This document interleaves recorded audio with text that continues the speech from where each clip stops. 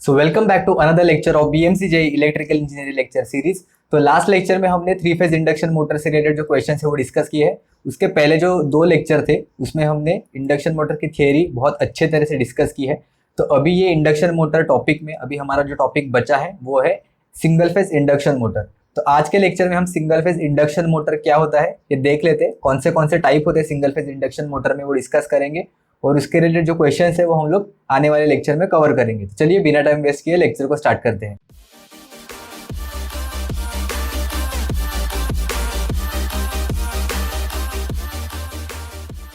तो three phase induction motor तो हम लोगों ने पढ़ लिया, क्यों होता है, हम लोग उसका यूज क्या होता है, उसका एडवांटेजेस क्या होता है, अच्छी तरह से देख लिया, ठीक है। लेकिन अभी सिंगल फेज इंडक्शन मोटर हमें क्यों यूज करना होता है? अगर थ्री फेज इंडक्शन मोटर हमारे पास पहले से ही है तो फिर single phase induction motor use करने की क्या जरूरत है, ठीक है। तो वो देख लेते हैं सबसे पहले that why we use the single phase induction motor. Single phase motors are simple in construction, cheap in cost, reliable and easy to repair and maintain. तो इन्होंने क्या कहा है यहाँ पे, जो सिंगल फेज इंडक्शन मोटर है उसका कंस्ट्रक्शन बहुत ही सिंपल होता है, it is cheap in cost यानी कि कॉस्ट में ज्यादा नहीं होते हैं, it is reliable and easy to repair and maintain. तो रिलायबल भी होते हैं यानी कि बहुत इजीली फेल नहीं होते, and it is easy to repair and maintain. उसके आगे क्या है, due to all these advantages the single phase motor finds its application in vacuum cleaner, fans, washing machines, centrifugal pumps, blowers और बहुत सारी examples है। लेकिन ये कुछ यहाँ पे इन्होंने मेंशन किए वो सिंगल फेज मोटर के कुछ एग्जांपल्स है। तो इतने सारी जगह पे हम लोग डेली के जो चीज़ें होते हैं जैसे कि vacuum cleaner, fans, washing machine, जो ब्लोअर्स वगैरह भी कभी कभी हम लोग यूज़ करते हैं घर पे, तो वो ये सारी चीज़ें हैं ये सिंगल फेज मोटर के वजह से ही चलती है, ठीक है। तो अभी देख लेते हैं कि इस single phase induction motor self starting. तो थ्री फेज इंडक्शन मोटर तो हम लोगों ने देख लिया था, उसमें डिस्कस भी किया था कि single phase three phase induction जो मोटर होती है वो सेल्फ स्टार्टिंग होती है, लेकिन जो स्टार्टर्स हम लोग यूज करते हैं वो उसे स्टार्टिंग करने के लिए नहीं यूज करते, वो हम लोग स्टार्टिंग का जो करंट होता है जो 5 to 6 times higher than the rated current होता है, करेक्ट। तो वो करंट कम करने के लिए हम लोग वहां पे जो स्टार्टिंग मेथड्स है या फिर जो स्टार्टर्स है वो यूज करते हैं। लेकिन एक्चुअल में जो थ्री फेज इंडक्शन मोटर है वो सेल्फ स्टार्टिंग होती है। लेकिन जैसे three phase induction motor self starting होती है वैसे सिंगल फेज भी होती है क्या? तो चलिए देखते हैं। Answer is no, single phase induction motor self starting नहीं होती। क्यों? क्योंकि single phase induction motors are not self starting because a single phase supply can not produce a rotating magnetic field. तो रोटेटिंग मैग्नेटिक फील्ड क्या होता है ये हम लोगों ने अच्छी तरह से देखा है। तो इन्होंने यहाँ पे कहा है कि जो रोटेटिंग मैग्नेटिक फील्ड है वो सिर्फ सिंगल फेज के हेल्प से हम लोग वहां पे जनरेट नहीं कर सकते।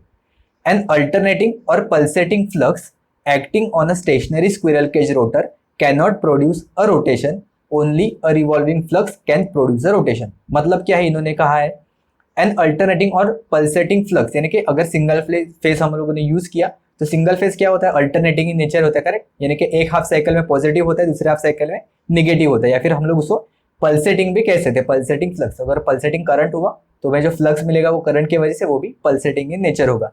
तो अगर वो स्क्विरल केज इंडक्शन मोटर में अगर वो लिंक करने की कोशिश करेगा तो जो स्क्विरल केज इंडक्शन मोटर का जो रोटर है वो रोटेट नहीं होगा, बिकॉज इन्होंने क्या कहा है, only a revolving flux can produce a rotation. तो अगर सिंगल फेज अगर हम लोगों ने यूज किया तो वो अल्टरनेटिंग या फिर पल्सेटिंग इन नेचर होगा, लेकिन वो रिवॉल्विंग नहीं होगा। इसके वजह से जो सिंगल फेज इंडक्शन मोटर है वो सेल्फ स्टार्टिंग नहीं होती। तो ये फिनोमेना है ये हम लोग दो थ्योरी से एक्सप्लेन कर सकते हैं। First one is double field revolving theory and second one is cross field theory. तो ये दो अलग अलग थ्योरी है। ये थ्योरी हम सिर्फ सिंगल फेज इंडक्शन मोटर क्यों सेल्फ स्टार्ट नहीं होती ये समझने के लिए हम लोग यूज करते हैं। लेकिन अगर आपको ये समझ में आया तो भी काफी है कि सिंगल फेज जो सप्लाई होता है उसके हेल्प से हम लोग रोटेटिंग मैग्नेटिक फील्ड या फिर रिवॉल्विंग जो मैग्नेटिक फील्ड है वो हम लोग जनरेट नहीं कर सकते। उसके वजह से हमें थ्री फेज या फिर मिनिमम टू फेजेस की जरूरत होती है। लेकिन जो साइंटिस्ट है उन्होंने ये जो थियरीज है ये एक्सप्लेन करने की कोशिश की है कि मैथमेटिकल टूल्स का यूज करके सिंगल फेज इंडक्शन मोटर क्यों सेल्फ स्टार्टिंग नहीं होती ये एक्सप्लेन करने की कोशिश की थी। तो ये दो थियरीज यहाँ पे मेंशन की गई है। इसमें से हम डबल फील्ड रिवॉल्विंग थियरी जो यहाँ पे मेंशन की है वो हम सबसे पहले देखेंगे, क्योंकि बहुत ही इजीली समझ में आता है और आपको अच्छे से समझ में आ जाएगा कि जो सिंगल फेज इंडक्शन मोटर है वो क्यों सेल्फ स्टार्टिंग नहीं होती, ठीक है। तो हम लोग सिर्फ डबल फील्ड रिवॉल्विंग थियरी ही डिस्कस करेंगे।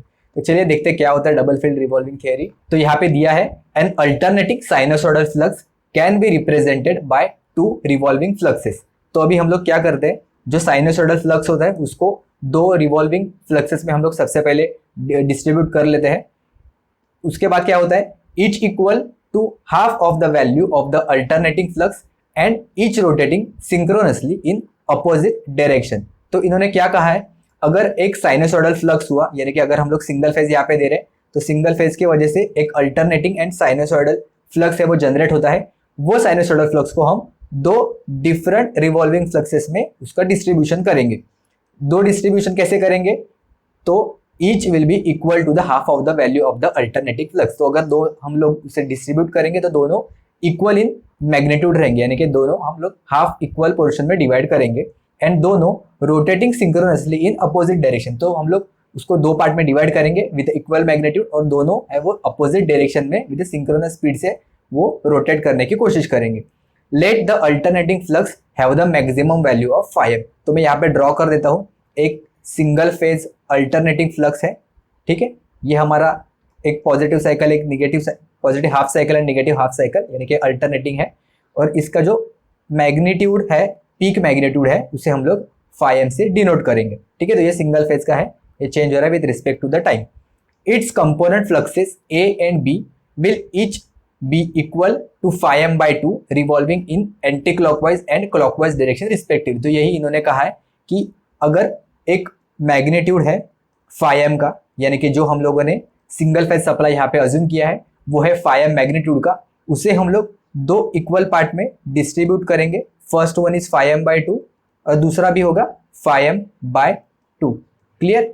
तो मैं इसको यहाँ पे ऐसे दिखा देता हूँ, ये अगर फाइव है, करेक्ट, तो इसके अगर दो पार्ट में हम डिवाइड करेंगे तो फर्स्ट वन कुछ ऐसे मिलेगा, ये होगा फाइव बाई टू और ये दूसरा होगा, मैं दूसरे कलर से दिखा देता हूँ, ये होगा यहाँ पे फाइव बाई टू।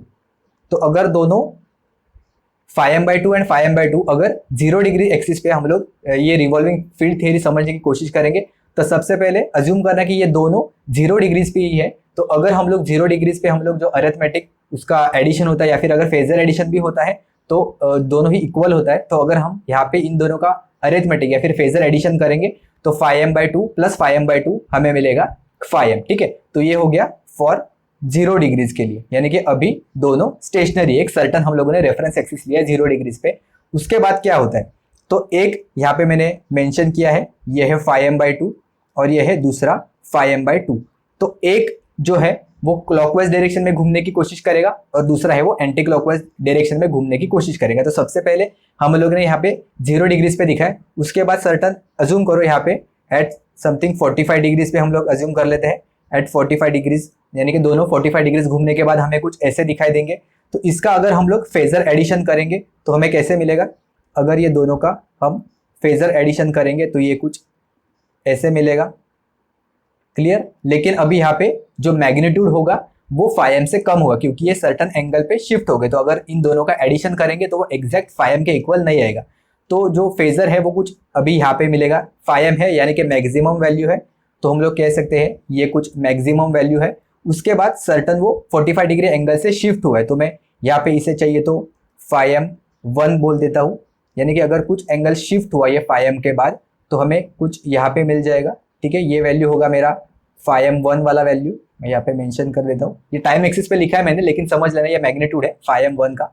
अगर उसके बाद क्या होगा, ये और 45 डिग्रीज रोटेट करना चालू करेंगे। ये देखो मैं यहाँ पे मेंशन कर देता हूँ, एक ए डायरेक्शन में घूमेगा, एक क्लॉकवाइज डायरेक्शन में और एक एंटी क्लॉकवाइज डायरेक्शन में। तो हम लोग एनिमेशन में देख लेते हैं कि एक्चुअल में वो कैसे घूम सकते हैं। यानी कि सेम फाइव को हम लोगों ने दो डिफरेंट पार्ट्स में डिवाइड किया है और दोनों को ऐसा अज्यूम किया है कि दोनों अपोजिट डायरेक्शन में रोटेट हो रहे हैं। तो कुछ वो इस तरह से रोटेट करने की कोशिश करेंगे। एक बार चाहे तो मैं वापस आपको दिखा देता हूँ, ठीक है। तो स्टार्टिंग में हम लोगों ने 0 डिग्री पे लिया, वहां पे मैक्सिमम होगा। उसके बाद फाइव 1 वहां पे हम लोगों ने एंगल दिया है यहाँ पे एट 45 डिग्री, यानी कि थोड़ा सा घूमने के बाद अगर थोड़ा और, यानी कि एट 90 डिग्रीज, अगर 90 डिग्रीज पे घूमने के बाद वहां पे क्या हो जाएगा, एट 90 डिग्रीज यानी कि 90 डिग्री घूमने के बाद, रोटेशन के बाद। ओके, आप यहाँ पे एग्जैक्ट डिग्रीज पे मत लेना, वो 90 डिग्री हम लोग रोटेशन बोल रहे हैं कि 0 डिग्री रेफरेंस के बाद अगर 90 डिग्री घूमने की कोशिश करेगा तो वो कहाँ पे आ जाएगा, ठीक है। तो अगर 90 डिग्री घूमने की कोशिश करेगा उसके बाद दोनों एक दूसरे से अपोजिट हो जाएंगे और दोनों का मैग्नीट्यूड सेम है, यानी कि दोनों 5m/2 और 5m/2 है। तो यहाँ पे क्या हो जाएगा, दोनों का जो मैग्नीट्यूड है वो यहाँ पे 0 हो जाएगा, क्योंकि हम लोग यहाँ पे देख सकते हैं ये वाला जो वैल्यू रहेगा यहाँ पे हमें मिलेगा 5m2, यानी कि ये वाला जो वैल्यू है ये होगा 5m2। दोनों अगर इक्वल इन मैग्नीट्यूड है एंड अपोजिट इन नेचर है तो उसका वैल्यू हमें मिल जाएगा 0। फिर ये और थोड़ा अपोजिट डायरेक्शन में, यानी कि और एक्स्ट्रा का 45 डिग्री अगर घूमने की कोशिश करेंगे, यानी कि टोटल 0 एक्सिस से एट 135 डिग्रीज पे अगर ये घूमा, तो एग्जैक्ट हम लोग डिग्रीज में नहीं बता सकते, लेकिन मैं आपको रेफरेंस बताने के लिए यहाँ पे कह रहा हूँ सिर्फ। तो यहाँ पे ये अपोजिट डायरेक्शन में बढ़ने की कोशिश करेगा, यानी कुछ ये डायरेक्शन में। तो अगर यहाँ पे दोनों का हम लोग फेजर एडिशन करेंगे तो ये कुछ वैल्यू हमें यहाँ पे मिलेगा 5m3 का वैल्यू। तो ये होगा समथिंग 5m3, यहाँ पे मैं लिख देता हूँ 5m3, ये होगा 5m3। फिर उसके बाद अगर दोनों 180 डिग्रीज पे घूमेंगे तो हमें यहाँ पे कुछ मैक्सिमम पीक वाला जो वैल्यू मिलेगा। तो ये मैंने यहाँ पे नहीं दिखाया है, तो इसे हम लोग कहेंगे 5m4। फिर और बढ़ते बढ़ते जाएगा, फिर वापस से दोनों एक दूसरे को अपोजिट डायरेक्शन में मिल जाएंगे। ठीक है, जो दो फेजर है 5m2 और 5m2, जैसे हम लोगों ने दो इक्वल पार्ट्स में डिवाइड किए हैं, वो कंटिन्यूसली एक क्लॉकवाइज डायरेक्शन में घूमेगा और एक एंटी क्लॉकवाइज डायरेक्शन में घूमेगा। तो ये जो पल्सेटिंग वेव है इसी को हम लोगों ने दो डिफरेंट पार्ट में डिवाइड करके वो कैसे घूमेगा ये डबल फील्ड रिवॉल्विंग थियरी में एक्सप्लेन किया गया है। तो सिर्फ आपको अच्छे से समझने के लिए मैंने यहाँ पे कुछ ये एनिमेशन करके आपको दिखाया है, या फिर जो आप यहाँ पे नीचे 4 डायग्राम देख सकते हैं उसके हेल्प से आपको समझ में आ जाएगा। तो जो एक्चुअल में आप ये पॉइंटर देखना, अगर जो फ्लक्स है वो अल्टरनेटिंग ऐसे ही घूमेगा, यानी कि जो सिंगल फेज है वो, लेकिन ये सिंगल फेज घूमने के साथ साथ जो रिवॉल्विंग फ्लक्सेस है, यानी कि 5m/2 और 5m/2 जो दो डिवाइडेड है वो रोटेशन करेंगे एंटी क्लॉकवाइज डायरेक्शन में और क्लॉकवाइज डायरेक्शन में, ये पूरे सर्कुलर पाथ में। लेकिन जो अल्टरनेटिंग फ्लक्स है वो सिर्फ ऐसे ही, यानी कि लेफ्ट और राइट में ही सिर्फ घूमेगा। ठीक है, तो ये होता है डबल फील्ड रिवॉल्विंग थियरी। तो आगे देखते हैं। Each of the two component fluxes while revolving around the stator cuts the rotor, induces an EMF and thus produces its own torque. तो यानी कि दोनों जो फ्लक्सेस है वो रोटर को कट करेंगे और दोनों खुद का ईएमएफ है वो इंड्यूस करेंगे and thus produces its own torque. तो दोनों अपना खुद का जो टॉर्क है वो डेवलप करेंगे दोनों फ्लक्सेस की वजह से। तो फ्लक्सेस से ईएमएफ कैसे जनरेट होता है और ईएमएफ से टॉर्क कैसे जनरेट होता है हम लोगों ने अच्छी तरह से देखा है पहले लेक्चर में। तो जैसे 3 फेज में होते हैं, सिमिलरली आप सिंगल फेज में उसका अज्यूम कर सकते हो। जो फ्लक्स के वजह से जो ईएमएफ जनरेट होता है, उससे करंट जनरेट होता है, उससे जो टॉर्क प्रोड्यूस होता है, ये जो फंक्शनैलिटी है ये सेम रहेगी। ठीक है, तो आगे देखते हैं। Obviously the two torques called as a forward and backward torque. तो एक अगर फॉरवर्ड डायरेक्शन में घूमेगा तो उसे हम लोग फॉरवर्ड टॉर्क कहेंगे, एक अगर बैकवर्ड डायरेक्शन में घूमेगा यानी कि opposite to the rotor rotation तो उसे हम लोग बैकवर्ड टॉर्क कहेंगे।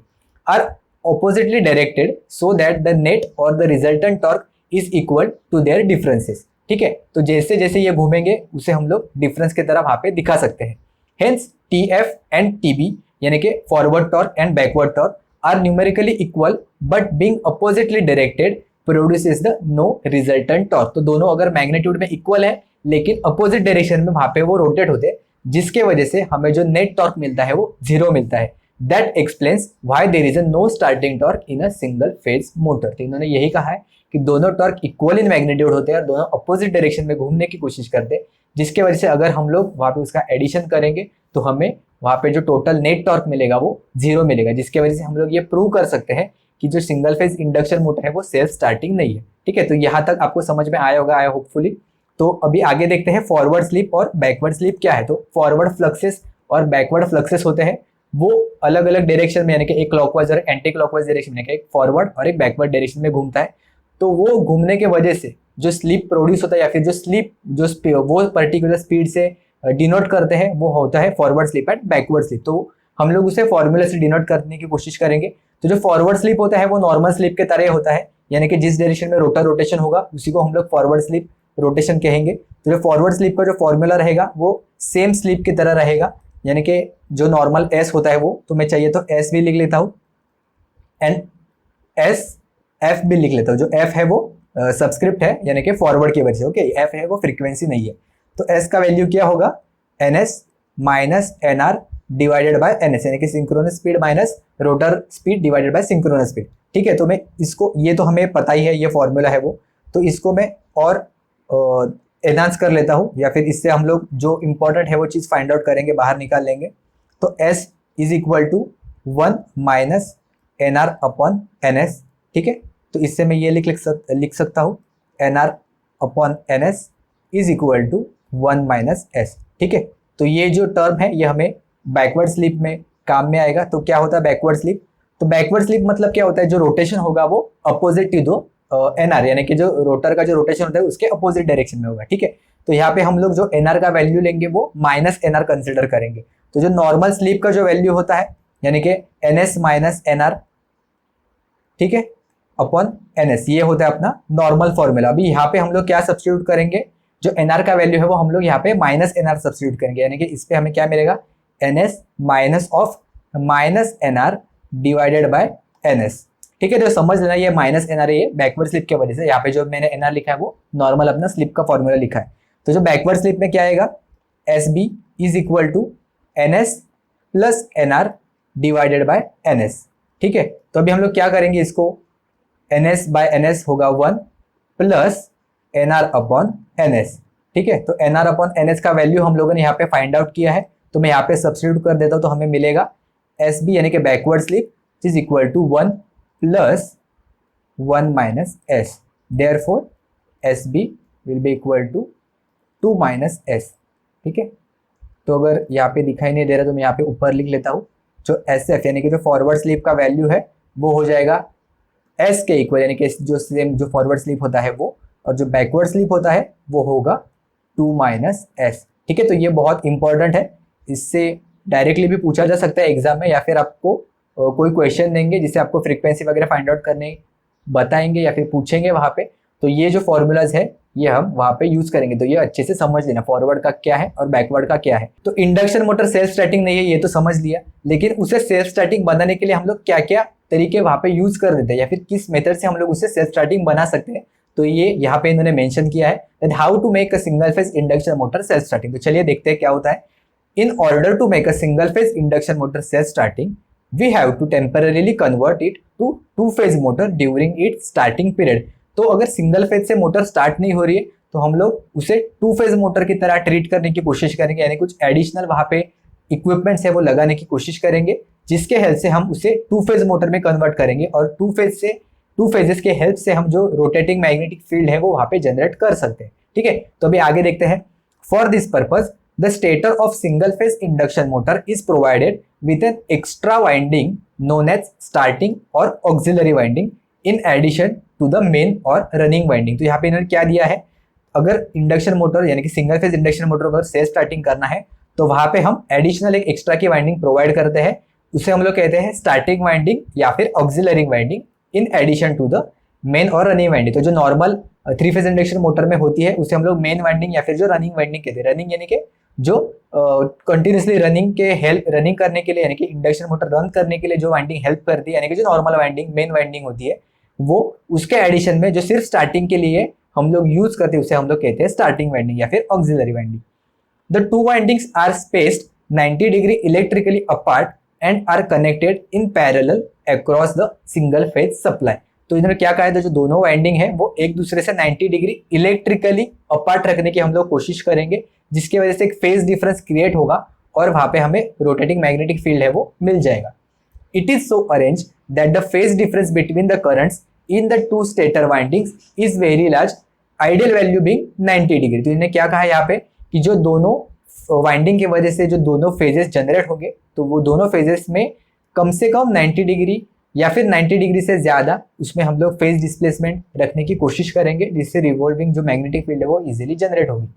Hence the motor behaves like a to phase motor. इसके वजह से जो मोटर सिंगल फेज मोटर है वो होती सिंगल फेज है, यानी कि सप्लाई हम उसे सिंगल फेज देते हैं, लेकिन कुछ एडिशनल इक्विपमेंट की हेल्प से हम उसको अंदर की तरफ ही टू फेज मोटर की तरह रन करने की कोशिश करेंगे। These two currents produce a revolving flux and hence make the rotor self starting या फिर make the motor self starting। ठीक है, तो यहाँ पे आप देख सकते हो, यहाँ पे एक मेन वाइंडिंग है स्टेटर की और जो स्टार्टिंग वाइंडिंग है वो यहाँ पे कनेक्ट की गई है। ठीक है, तो इन्होंने दिखाने के लिए डायग्राम में 90 डिग्री एक दूसरे से डिस्प्लेस करके रखी है, तो ये 90 डिग्री होती है, ये इलेक्ट्रिकली अपार्ट होती है, आप ध्यान रखना। ठीक है, तो आगे देखते हैं। तो types of the single phase induction motor क्या क्या होते हैं, तो there are lot of types of single phase induction motor, तो यहाँ पे इन्होंने मेंशन किया है। The first one is split phase induction motor, second one is capacitor start induction motor, third one is capacitor start capacitor run induction motor, यानी कि उसे हम लोग टू वैल्यू कैपेसिटर मेथड भी कहते हैं। तो क्या होता है डिस्कस करेंगे हम लोग इन डिटेल में। फोर्थ नंबर पे है परमानेंट स्प्लिट कैपेसिटर यानी कि PSC induction motor, and the last one is shaded pole induction motor. तो चलिए एक एक करके देखते हैं different different types of the induction motor यानी कि सिंगल फेज इंडक्शन मोटर क्या क्या होते हैं। First type is split phase induction motor, IM यानी कि इंडक्शन मोटर। तो स्प्लिट फेज मींस हम दो पार्ट में उसे स्प्लिट कर रहे हैं, यानी कि दो फेजेस हम लोग यहाँ पे यूज करेंगे। फेज एक ही होगा लेकिन हम उसे दो पार्ट में स्प्लिट कर रहे हैं, इसलिए इसे कहते हैं स्प्लिट फेज इंडक्शन मोटर। तो यहाँ पे क्या होता है, a centrifugal switch is connected in series with the auxiliary winding. ठीक है, तो ऑक्सिलरी वाइंडिंग यानी कि स्टार्टिंग वाइंडिंग आप यहाँ पे देख सकते हो, यहाँ पे कनेक्ट की गई है सिंगल फेज सप्लाई के हेल्प से। उसके साथ साथ एक यहाँ पे एस नाम का सेंट्रीफ्यूगल स्विच यहाँ पे कनेक्टेड है, और यहाँ पे साइड में मेन वाइंडिंग भी है। तो आप डायग्राम से देख सकते हो कि जो स्टार्टिंग वाइंडिंग है वो हम लोगों ने स्टेटर साइड में कनेक्ट की है, और रोटर साइड यानी कि जो रोटर है यहाँ पे हम लोगों ने कुछ स्टार्टिंग जो इक्विपमेंट या फिर जो स्टार्टिंग वाइंडिंग है वो कनेक्ट नहीं की है। तो ये भी आपको पूछा जा सकता है एग्जाम में कि जो स्टार्टिंग वाइंडिंग है वो हम लोग कहाँ पे यूज करते हैं। तो हम लोग वो स्टेटर के साइड में यानी कि स्टेटर में हम लोग वो यूज करते हैं, रोटर में यूज नहीं कर सकते। ठीक है, तो नेक्स्ट देखते हैं क्या है। This switch aims to disconnect the auxiliary winding from the main circuit when the rotor attains a speed of 75 to 80% of the synchronous speed. तो स्विच इन्होंने क्यों दिया यहाँ पे कि जब भी स्टार्टिंग की कंडीशन में ये वाइंडिंग पिक्चर में आएगी, यानी कि ये सिर्फ स्टार्टिंग में इंडक्शन मोटर को स्टार्ट करने के लिए हेल्प करेगी। जैसे induction motor 75 to 80% synchronous speed के नजदीक पहुंच जाता है तब ये स्विच है वो ओपन कर देंगे, यानी कि ये जो वाइंडिंग है ये सर्किट में से निकल जाएगी। ठीक है, तो इसके वजह से हम लोगों ने यहाँ पे एक सेंट्रीफ्यूगल स्विच यहाँ पे इंट्रोड्यूस किया है। तो मेन वाइंडिंग और रनिंग वाइंडिंग जो होती है उसमें क्या होता है, low resistance but high reactance. यानी कि जो मेन वाइंडिंग है जो नॉर्मल स्टेटर में होती है, जो हम लोगों ने थ्री फेज में भी डिस्कस किया था, उसमें जो रेजिस्टेंस का वैल्यू होता है वो बहुत कम होता है, और जो रिएक्टेंस का वैल्यू है वो बहुत ज्यादा होता है। और इसका एग्जैक्ट अपोजिट होता है ऑक्सिलरी वाइंडिंग में, यानी कि हाई रेजिस्टेंस और लो रिएक्टेंस वाइंडिंग हम ऑक्सिलरी या फिर स्टार्टिंग के लिए यूज करते हैं। तो ऐसा क्यों यहाँ पे यूज किया है, तो हमें हाई रिएक्टेंस वाला यानी कि जो हाई इंडक्टिव रिएक्टेंस वाला जो मेन वाइंडिंग होता है ये हमें पता ही है कि क्यों होता है, लेकिन जो ऑक्सिलरी वाइंडिंग या फिर जो स्टार्टिंग वाइंडिंग है वो हम लोग हाई रेजिस्टेंस का प्रोवाइड करते हैं, जिसके वजह से जो दोनों करंट है उसमें जो फेज डिफरेंस है वो इजीली जनरेट हो। तो आप यहाँ पे फेजर डायग्राम में देख सकते हो, ये है V यानी कि जो सप्लाई वोल्टेज हम लोगों ने दिया है। तो IM यानी कि जो मेन वाइंडिंग का जो करंट है वो हाई रिएक्टेंस यानी कि हाई इंडक्टिव इन नेचर होने की वजह से वोल्टेज से बहुत ही ज्यादा लैग करेगा। ठीक है, और अगर हम लोगों ने जो स्टार्टिंग वाइंडिंग यूज की है वो हाईली रेजिस्टेंस और थोड़ा सा हम लोगों ने वहाँ पे इंडक्टिव सर्किट है वो इंट्रोड्यूस किया। तो वाइंडिंग है तो ऑब्वियसली इंडक्टेंस तो प्रेजेंट होगा ही, प्योर रेजिस्टेंस तो वहाँ पे हम लोग कनेक्ट नहीं कर सकते।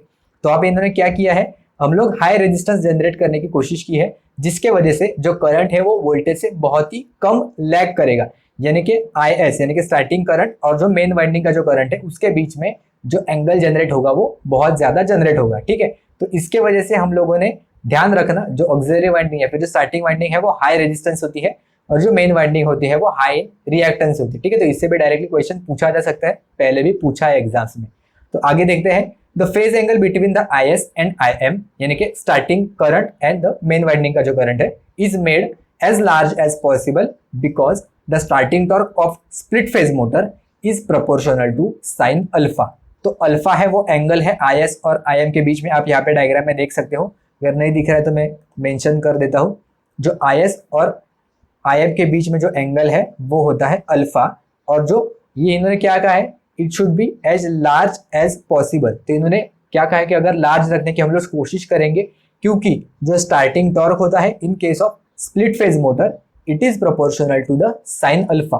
तो अगर अल्फा की वैल्यू बढ़ती जाएगी तो उसके हिसाब से जो स्टार्टिंग टॉर्क है वो बढ़ता जाएगा, क्योंकि हमें पता है कि जो साइन अल्फा का वैल्यू है वो अप टू 90 डिग्रीज तक कंटिन्यूसली इंक्रीज होता है, फ्रॉम 0 to 90 वो इंक्रीज होते जाते हैं। तो जैसे हम लोग अल्फा इंक्रीज करेंगे वैसे जो स्टार्टिंग टॉर्क की वैल्यू है वो बढ़ते जाएगी और हमें अच्छा स्टार्टिंग टॉर्क मिल जाएगा। लेकिन जो फेज एंगल होता है यानी कि जो फेज एंगल दोनों के बीच में मिलता है IS और IM के बीच में, वो हमें अबाउट 30 डिग्री इलेक्ट्रिकल हमें यहाँ पे मिलता है। ठीक है, तो रेजिस्टेंस है वो हम लोग मैक्सिमम जितना रखने की कोशिश करेंगे, लेकिन अगर ज्यादा भी नहीं रखेंगे क्योंकि फिर वहाँ पे लॉसेस बढ़ने के चांसेस है, तो इसलिए अराउंड 30 डिग्री जो इलेक्ट्रिकल डिग्रीज में होते हैं 30 डिग्रीज वो हम यहाँ पे इंट्रोड्यूस करते हैं। ठीक है, तो अगर 30 डिग्री से यानी कि इतना ज्यादा भी स्टार्टिंग टॉर्क नहीं होता है यहाँ पे, तो ये भी समझ लेना कि स्प्लिट फेज इंडक्शन मोटर में जो स्टार्टिंग टॉर्क होता है वो इतना हाई नहीं होता है। आगे लिखा है the direction of the resistance start motor can be reverse by reversing the line connection of either the main winding और द स्टार्टिंग वाइंडिंग। तो इन्होंने क्या कहा है, ये स्प्लिट फेज इंडक्शन मोटर को हम लोग रेजिस्टेंस स्टार्ट भी कहते हैं, क्योंकि हम लोग यहाँ पे जो रेजिस्टेंस है वो इंट्रोड्यूस करते हैं जो वाइंडिंग में। आप यहाँ पे देख सकते हो, मैंने मेंशन नहीं किया था पहले, लेकिन हम लोग हाई रेजिस्टेंस यहाँ पे जो वाइंडिंग है वो यूज करते हो। हाई रेजिस्टेंस हम लोग डायरेक्टली रेजिस्टेंस या हाई वैल्यू का वो हम लोग यहाँ पे कनेक्ट कर देते हैं, तो इसे हम लोग रेजिस्टेंस स्टार्ट मोटर भी कह सकते हैं। तो इन्होंने क्या कहा है यहाँ पे कि अगर ये जो रोटेशन है इसको मुझे अपोजिट करना है, कि जो इंडक्शन मोटर का जो रोटेशन है वो अपोजिट करना है, तो या तो आपको स्टार्टिंग वाइंडिंग का कनेक्शन है वो अपोजिट करना पड़ेगा, या फिर आपको मेन वाइंडिंग का कनेक्शन है वो अपोजिट करना पड़ेगा। दोनों में से कोई अगर आपने एक भी वाइंडिंग अपोजिट कनेक्ट की तो आपको इंडक्शन मोटर है वो अपोजिट डायरेक्शन में घूमने की कोशिश करेगा। थ्री फेज इंडक्शन मोटर में अगर आपको रोटेशन अपोजिट डायरेक्शन में चाहिए तो क्या करना पड़ रहा है, ये आप मुझे कमेंट सेक्शन में बताओगे, ठीक है। तो अभी देखते हैं next type of induction motor. तो नेक्स्ट वन है कैपेसिटर स्टार्ट इंडक्शन मोटर। तो नाम से पता चलता है कि स्टार्टिंग में हम लोग यहाँ पे कैपेसिटर है वो इंट्रोड्यूस करेंगे। आप यहाँ पे डायग्राम में देख सकते हो, यहाँ पे इन्होंने मेन वाइंडिंग कनेक्ट किया है, यहाँ पे स्टार्टिंग वाइंडिंग। तो कंफ्यूज मत होना, पहले यहाँ पे स्टार्टिंग था, यहाँ पे मेन है, दोनों एक्चुअल में पैरेलल में ही कनेक्टेड है, सिर्फ नोटेशन करने का तरीका अलग अलग है, तो दोनों पैरेलल में ही कनेक्टेड होते हैं, ठीक है। तो आप दोनों तरह से समझ लेना।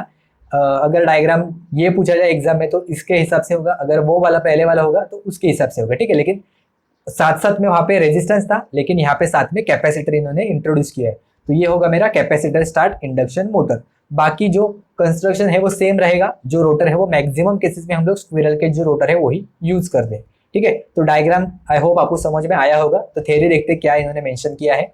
The necessary phase difference between the IS and IM is produced by connecting the capacitor in series with the starting winding. तो ये ध्यान रखना, जो कैपेसिटर है हम लोग स्टार्टिंग वाइंडिंग में ही इन सीरीज में कनेक्ट करते, पैरेलल में नहीं कनेक्ट करते।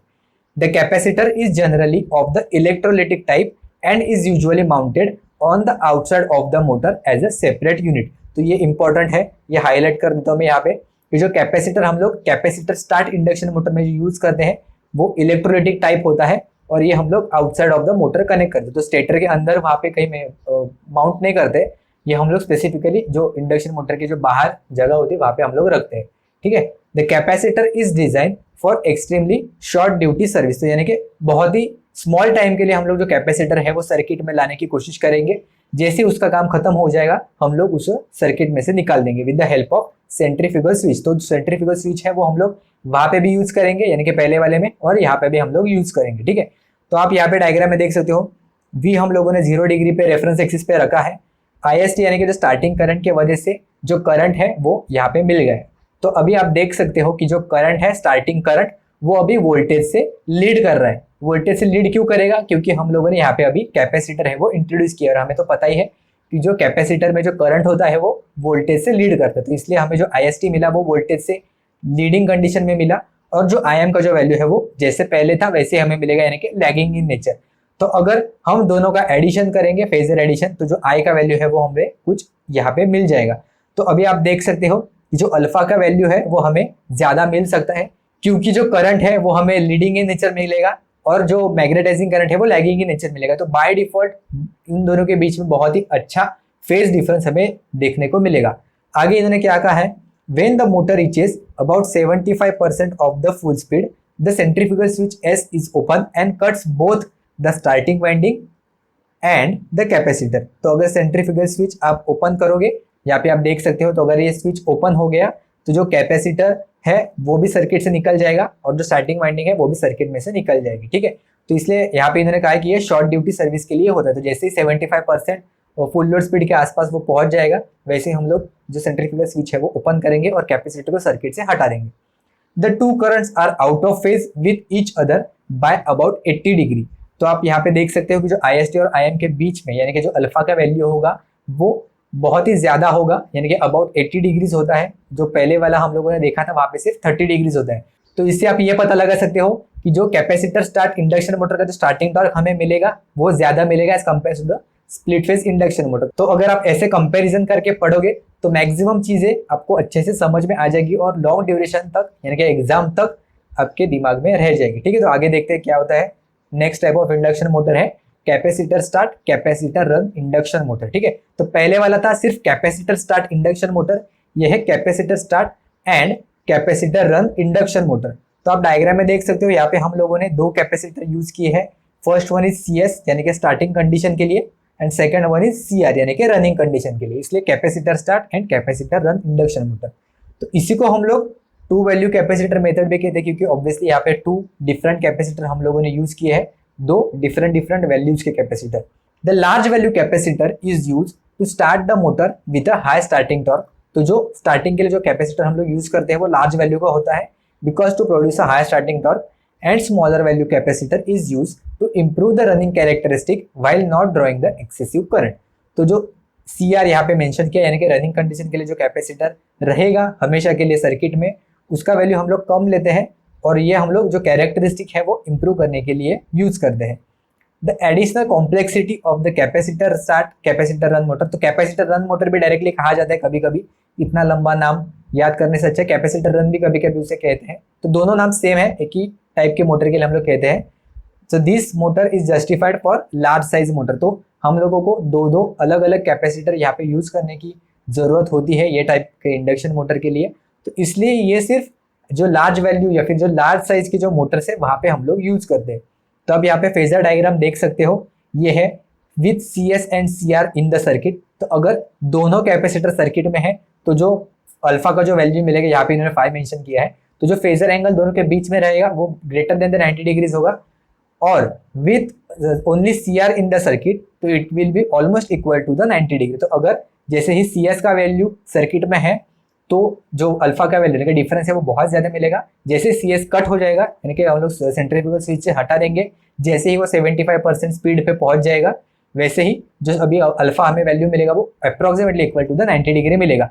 तो पिछले वाले जो अभी इंडक्शन मोटर हम लोगों ने डिस्कस किए थे उससे जो अच्छा कैरेक्टरिस्टिक जो दिखाई देगा वो हमें ये पर्टिकुलर इंडक्शन मोटर में दिखाई देगा। ठीक है, तो आगे देखते हैं क्या होता है। Next one is permanent split capacitor induction motor, या फिर कभी कभी परमानेंट कैपेसिटर इंडक्शन मोटर भी इसे हम लोग कहते हैं। तो नाम से पता चलता है कि ये परमानेंटली सर्किट में होगा। आप डायग्राम में देख सकते हो यहाँ पे सेम है, बाकी कुछ डिफरेंस नहीं है। एक डिफरेंस है वो क्या होता है हम लोग डिस्कस करेंगे। As the capacitor is always in the circuit and thus this type of the motor does not contain any starting switch, या फिर जो सेंट्रीफ्यूगल स्विच अभी तक हमने डिस्कस किया था। तो आप यहाँ पे डायग्राम में देख सकते हो कि सेंट्रीफ्यूगल स्विच कहीं पे भी नहीं है, क्योंकि नाम से ही ये पता चलता है कि ये परमानेंटली जो कैपेसिटर है ये सर्किट में रहेगा। The auxiliary winding is always there in the circuit, therefore the motor operates as the balance two phase motor. तो जो ऑक्सिलरी वाइंडिंग है ये हमेशा सर्किट में रहेगी विथ कैपेसिटर, क्योंकि यहाँ पे कोई हम लोगों ने जो स्विच है वो इंट्रोड्यूस नहीं किया है। The motor produces a uniform torque and has a noise free operation. तो ये अच्छी बात है। The limitation of the motor are as follows. तो इसमें लिमिटेशन क्या क्या है। The first one is the paper capacitor use करते हैं हम लोग यहाँ पे, which is costly and bulky is use in the motor as an electrolytic capacitor can not be use for the continuous running. तो जो ये परमानेंट कैपेसिटर है ऑब्वियसली परमानेंटली सर्किट में रहेगा, तो हम लोग ऐसा कैपेसिटर यूज नहीं कर सकते जो सिर्फ शॉर्ट ड्यूटी के लिए बना है, लाइक इलेक्ट्रोलाइटिक कैपेसिटर जो हम लोगों ने देखा था लास्ट एग्जाम्पल में। जो इलेक्ट्रोलाइटिक कैपेसिटर है वो सिर्फ शॉर्ट ड्यूटी के लिए यूज करते हैं, जैसे उसका काम खत्म होता है हम लोग वो सर्किट में से हटा देते हैं। तो यहाँ पे जैसे परमानेंटली रहेगा तो इसलिए हम लोग पेपर कैपेसिटर यहाँ पे यूज करते हैं, जो एक्चुअल में थोड़ा कॉस्टली और बल्कि होता है। तो इसका नेक्स्ट लिमिटेशन है it has a low starting torque which is usually less than the full load torque. तो फुल लोड टॉर्क से इसका जो स्टार्टिंग टॉर्क है वो कम होता है। ठीक है, तो नेक्स्ट टाइप अभी देखते हैं क्या होता है इंडक्शन मोटर में। The next and the last one is shaded pole induction motor, जो आज हम लोग इसमें डिस्कस करेंगे। तो आप यहाँ पे डायग्राम में देख सकते हो, यहाँ पे जो पोल होता है स्टेटर का उसे एक कट देके यहाँ पे इन्होंने एक शेडिंग कॉइल है ये यहाँ पे इन्होंने मेंशन की है, इंट्रोड्यूस की है दोनों जगह पे। जितने नंबर ऑफ पोल्स होंगे उसके हिसाब से जो शेडिंग कॉइल होगी वो हम लोग वहाँ पे इंसर्ट करेंगे। तो देखते हैं क्या लिखा है। The single phase induction motor whose one of the poles is shaded by the copper ring। तो इन्होंने यहाँ पे कहा है कि हम लोग जो कॉपर रिंग है वो यूज करते हैं as a shading coil. This copper ring acts as a secondary winding for the motor. ठीक है, तो कॉपर रिंग है वो एज अ सेकेंडरी वाइंडिंग की तरह बिहेव करेगी। The shaded pole motor rotates only in one particular direction and the reverse movement of the motor is not possible. तो ये मेंशन किया है इन्होंने यहाँ पे अच्छे से कि यहाँ पे जो रिवर्स मूवमेंट है ये पर्टिकुलर मोटर के लिए पॉसिबल नहीं है। तो आपको एग्जाम में डायरेक्टली पूछा जा सकता है। The power losses are very high in the shaded pole induction motor and the power factor of the motor is low. तो ये इंपॉर्टेंट है, उन्होंने क्या लिखा है यहाँ पे, शेडेड पोल इंडक्शन मोटर में power losses are very high होते हैं एंड जो पावर फैक्टर होता है वो बहुत ही लो होता है, ठीक है। तो ये बहुत ही इंपॉर्टेंट टर्म है, ये समझ लेना। This type of the motor is use to drive devices that require low starting torque. तो जहाँ पे सिर्फ लो स्टार्टिंग टॉर्क की जरूरत होगी वहीं पे हम लोग ये पर्टिकुलर जो शेडेड पोल इंडक्शन मोटर है वो यूज करेंगे। तो शेडेड पोल में क्या होता है, जो मेन फ्लक्स होता है वो यहाँ पे अनशेडेड रीजन में होगा। ये पर्टिकुलर वाइंडिंग हम इसके अराउंड जो रोटेट की है ये खुद का एक फ्लक्स जनरेट करेगा φ1, और ये जो फ्लक्स है वो यहाँ पे शेडेड कॉइल में इंड्यूस होगा, जिसके वजह से जो कॉइल है वो क्लोज सर्किट पाथ प्रोवाइड करेगी, जिसके वजह से वहाँ पे वो खुद का फ्लक्स जनरेट करने की कोशिश करेगा, यानी कि जो φ2 है वो। तो अगर करंट फ्लो हुआ तो फ्लक्स वहाँ पे जनरेट होगा। तो यहाँ पे हमें φ1 एंड φ2 दो डिफरेंट फ्लक्सेस है वो यहाँ पे मिलते हैं। लेकिन इसमें एक इंपॉर्टेंट टर्म है कि जो रोटेशन होता है वो हमेशा अनशेडेड रीजन के तरफ से, अनशेडेड रीजन के तरफ से जो शेडेड पोल है वहां पे होता है। जो रिवॉल्विंग होता है, rotation of the magnetic field होता है, वो अनशेडेड रीजन से शेडेड रीजन की तरफ ही होता है हमेशा, कभी भी अपोजिट डायरेक्शन में नहीं होता है। तो इसलिए इन्होंने कहा है कि जो reverse movement of the motor है ये पर्टिकुलर इंडक्शन मोटर के लिए पॉसिबल नहीं है, क्योंकि जो रोटेशन होता है वो हमेशा अनशेडेड रीजन से शेडेड रीजन में ही होता है। तो ये समझ लेना, ठीक है। तो एप्लीकेशन देखते हैं। The small devices like relays and fans because they are low cost and easy starting. तो रिलेज या फिर जो फैंस है वहाँ पे हम लोग यूज़ कर देते हैं। And hair dryer, table fan, exhaust fan etcetera. तो ये कुछ एग्जांपल्स है या फिर ये कुछ एप्लीकेशन है शेडेड पोल इंडक्शन मोटर के, ठीक है। तो आई होप कि आपको समझ में आया होगा different types of the single phase induction motor क्या होते हैं। तो इससे जो रिलेटेड क्वेश्चन है वो हम लोगों ने अगले लेक्चर में डिस्कस किए थे। तो क्वेश्चन के साथ साथ भी हम लोगों ने और कुछ थ्योरी उसमें डिस्कस की है, तो जरूर से वो वीडियो देख लेना। अगर आपको कुछ भी डाउट है तो हमें कमेंट्स में जरूर पूछना, और मुझे कमेंट्स में बताना जो मैंने क्वेश्चन आपको पूछा है कि अगर 3 फेज इंडक्शन मोटर को अगर हमें रिवर्स करना है तो हमें क्या करने की जरूरत होती है, ठीक है। तो अभी हम लोग मिलते हैं नेक्स्ट लेक्चर में सिंगल फेज इंडक्शन मोटर के क्वेश्चन के साथ।